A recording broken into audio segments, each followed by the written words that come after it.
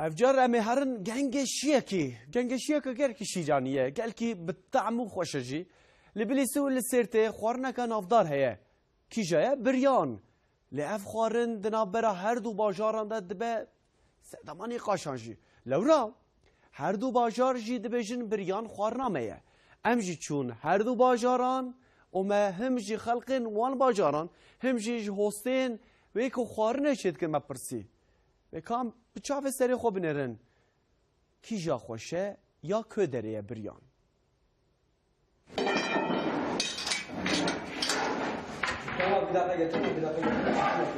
بریان واتیاوی او گوشتکو دنافتن دوره ده به آفته چه کرن ناوه وی خوارنه سیحتنامه اولیا چلبی و مموزینا احمد خانه ده جی در باس بویه Tamamıyla katkısız.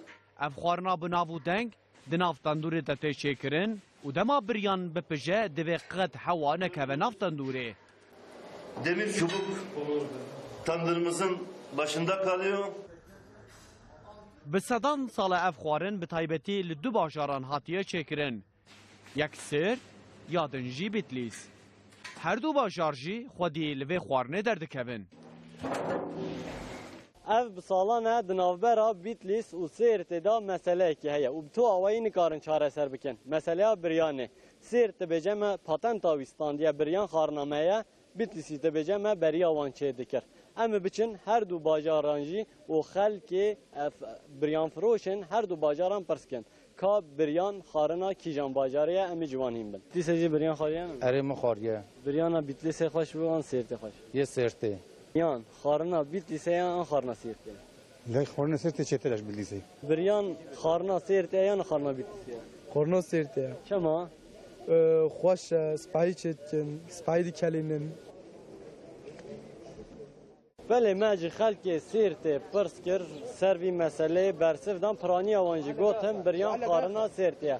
Em niha jî biçin biryan firoşan li vê derê biryan firoşekê bi nav û deng Murat Usta heye ka ew ê derbarê vê meseleyê da ji me ra çi bêje biryan xarina Sêrtê yan Bitlisê ye. Ya ودي عيبة يعني hep mesele yani zaf direş bir. Pore büryan yeserteye. li Sêrtê Hosên biryanê behsa usula çêkirina biryana xwe kirin Ya zaten o ayrı çetkine, em ayrı çetkine, usulü o ayrıya, usulü ma ayrıya. Çi ye mesela lezzeta biryana ve ferqa wî çi ye ji Bitlisê? Em iş goştê berxa çetki, yemen em tire, çetir dipijê, em hestiyê wî ayrı çetkiye, em goştê wî ayrı çetkiye, em buxarê çetkî. Me li Sêrtê ji xelkê wir pirs kir em niha jî hatin bilîsê em ê xelkê vê derê jî pirsin biryan xarina kîjan bajarê ye. Ka em binêrin tê xelkê vê derê ji me ra çi bêjin. Avê biryan xarina Bitlisê yan ê Sêrtê ye?